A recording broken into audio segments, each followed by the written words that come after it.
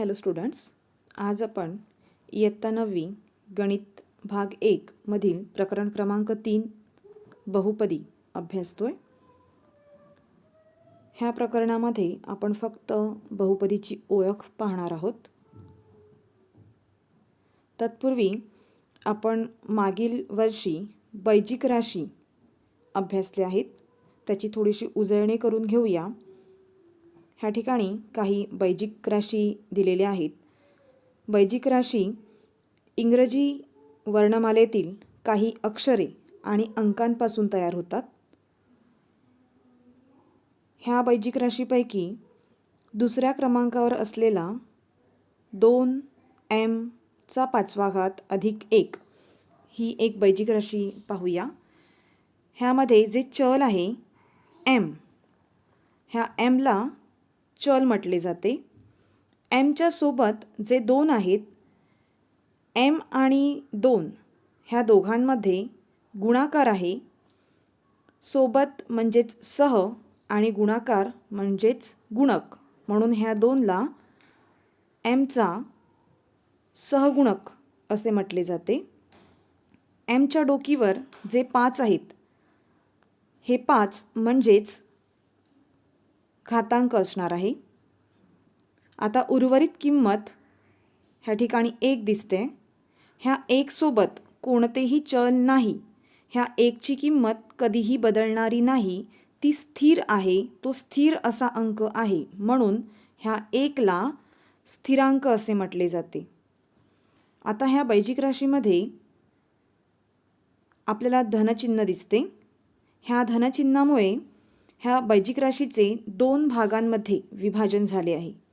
त्यापैकी जो पहिला भाग आहे, ह्या पहिल्या भागाला पहिले पद असे म्हटले जाते, तर जे दुसरा भाग आहे, ह्या दुसऱ्या भागाला दुसरे पद असे म्हटले जाते। बैजिक राशीमध्ये धन किंवा ऋण ह्या चिन्हांमुळे जे विभाग होतात, त्या विभागांना त्या स्थानानुसार पद असे म्हटले जाते। म्हणजेच प्रथम स्थानावर असलेल्या पदाला पहिले पद, दुसऱ्या स्थानावर असलेल्या पदाला दुसरे पद, तिसऱ्या स्थानावर असलेल्या पदाला तिसरे पद असे म्हटले जाते। काही बैजिक राशींचा आपण ह्या ठिकाणी अभ्यास करूया। ह्या ठिकाणी काही बैजिक राशी दर्शवलेल्या आहेत। त्यापैकी पहिली बैजिक राशी पाहूया, x अधिक 3। ह्या ठिकाणी आपण फक्त एकच चल पाहू शकता, ते आहे x।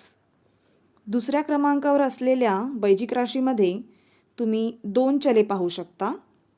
बैजिक राशीमध्ये 1 किंवा 2 किंवा 2पेक्षा जास्त चलांचा समावेश असू शकतो। ह्या ठिकाणी आपण ज्या बैजिक राशी घेतल्या आहेत, ह्या बैजिक राशींमध्ये इतक्या बैजिक राशींमध्ये फक्त एकाच प्रकारचे चल आपण पाहू शकतो। प्रत्येक चलाचा घातांक हा वेगवेगळा दिसतोय। तर ह्या घातांकाचा विचार करून पहिल्या क्रमांकावर असलेली बैजिक राशी जी आहे, ह्या बैजिक राशीचा घातांक शोधूया। x चा घातांक ह्या ठिकाणी दिसत नाही, ह्याचाच अर्थ त्याचा घातांक 1 आहे। 1 ही एक पूर्ण संख्या आहे। दुसऱ्या क्रमांकावर 2x अधिक y, दोघांचा घातांक अनुक्रमे 1 आणि 1 असा आहे। 1 ही पुन्हा एक नैसर्गिक संख्या आहे। तिसऱ्या क्रमांकावरील बैजिक राशीमध्ये 2 घातांक आहेत, 2 आणि दुसऱ्या पदाचा घातांक 1।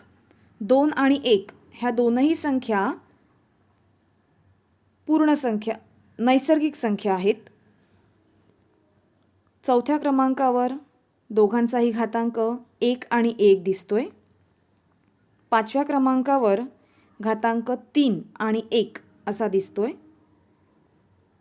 6व्या क्रमांकाची जी बैजिक राशी आहे, ह्या बैजिक राशीमध्ये आपण दुसऱ्या पदामध्ये जो x आहे, हा x वर्गमुळात x दिलेला आहे। इयत्ता 8वीमध्ये आपण ह्या कर्णिस्थ संख्येचे घातांक रूपात रूपांतर केले आहे। जर आपण ह्या वर्गमुळात एक्सचे घातांक रूपात रूपांतर केले तर ते आपल्याला अशा प्रकारे मिळेल. म्हणजेच एक्सचा 1/2 असा मिळणार आहे. तर ह्या बैजिक राशीमध्ये घातांक 1 आणि 1/2 असा मिळाला आहे. 1/2 ही एक परिमेय संख्या आहे. पुढची बैजिक राशी पाहूया. ह्या बैजिक राशीमध्ये दुसऱ्या पदामध्ये असलेला चल हे छेदस्थानी आहे. त्याचा घातांक 2 दिसतोय. छेदस्थानी असलेले जे चल आहे हे चल आपल्याला अंशस्थानी न्यावे लागेल. जर हे अंशस्थानी आले तर दोनाचे जे चिन्ह आहे अधिक आहे, ह्या अधिकचे विरुद्ध चिन्ह तयार होईल. म्हणजेच त्याचे रूपांतर p अधिक pचा ऋण 2 तयार होईल. आता ह्या ठिकाणी ऋण 2 ही एक पूर्णांक संख्या येते. पुढील बैजिक राशी पाहूया. ह्या बैजिक राशीमध्ये एमचे घनमूळ अधिक 8 ह्याचे रूपांतर पुन्हा आपण घातांक रूपात करूया. घनमुळाचे घातांक रूप म्हणजेच एमचा 1/3. 1/3 ही संख्या पुन्हा एक परिमेय संख्या मिळाली आहे. पुढील बैजिक राशी पाहूया. ह्या बैजिक राशीमध्ये घातांक पहिल्या पदाचा घातांक 4, दुसऱ्या पदाचा घातांक 1 असा मिळाला आहे. 4 आणि 1 दोनही नैसर्गिक संख्या येत आहेत. पुढची बैजिक राशी असणार आहे 25.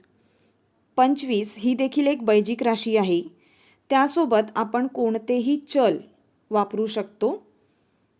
इयत्ता 8वीमध्ये आपण घातांकांचे नियम अभ्यासले. त्यापैकी एचा 0वा बरोबर 1 हे आपण अभ्यासले आहे.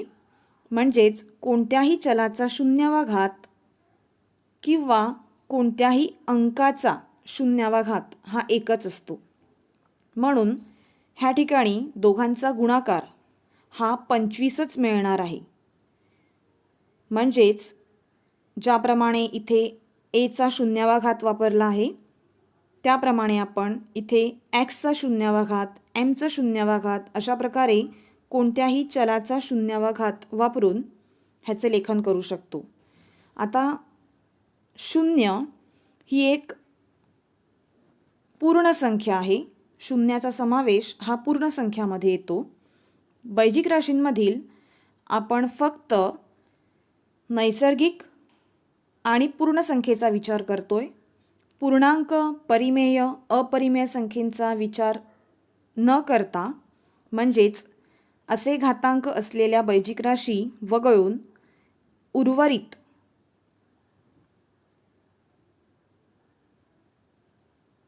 सर्व बैजिक राशी म्हणजेच बहुपदी असणार आहेत. आता ह्या बैजिक राशींमध्ये जर आपण घातांकांचा विचार केला किंवा निरीक्षण केले तर तुम्ही पाहू शकता प्रत्येकाचा घातांक हा पूर्ण संख्याच मिळणार आहे. म्हणून ह्या बैजिक राशींना आपण बहुपदी म्हणणार आहोत. ह्या बहुपदीची व्याख्या आपण पुढील प्रमाणे करू शकतो. ज्या बैजिक राशींमध्ये चलांचे घातांक पूर्ण संख्या असतात अशा बैजिक राशीला बहुपदी असे म्हणतात. ह्या बैजिक राशीचे काही नियम आहेत. त्यापैकी पहिला नियम पाहूया. ह्या ठिकाणी बैजिक राशी ज्या आहेत ह्या बैजिक राशी एका चलातील असू शकतात किंवा 2 चलातील देखील असू शकतात. 25 ह्या अंकामध्ये आपण कोणतेही चल म्हणजेच एचा 0वा, एक्सचा 0वा अशा प्रकारे कोणत्याही चलाचा 0वा घेऊन त्याचे लेखन करू शकतो. म्हणजेच ही एक चलातील बहुपदी असू शकते किंवा एकाच वेळी आपण 2 चलातील बहुपदीमध्ये त्याचे रूपांतर करू शकतो. उदाहरणार्थ 25 गुणिले एचा 0वा, एक्सचा 0वा दोघांचे उत्तर 1 आणि 1च येणार आहे आणि पूर्ण गुणाकार 25 गुणिले 1 गुणिले 1 म्हणजेच 25च मिळणार आहे. म्हणजेच स्थिरांकासोबत आपण एक चल किंवा दोन चल, दोनापेक्षा जास्त चलांचा वापर करून त्याचे लेखन करू शकतो. बहुपदीचा नियम अभ्यासूया. चलाचा घातांक हा पूर्ण संख्या असतो आणि दुसरा नियम आहे सहगुणक. चलाच्या सोबत असलेला सहगुणक हा कोणतीही शून्येतर वास्तव संख्या असू शकते. म्हणजेच शून्य सोडून कोणत्याही वास्तव संख्येचा म्हणजेच परिमेय किंवा अपरिमेय संख्येचा समावेश ह्या सहगुणकामध्ये असू शकतो. अशा प्रकारे आज आपण बहुपदीची ओळख पाहिली आहे. आज आपण इथेच थांबूया आणि पुन्हा आपल्या पुढल्या व्हिडिओमध्ये पुन्हा भेटूया.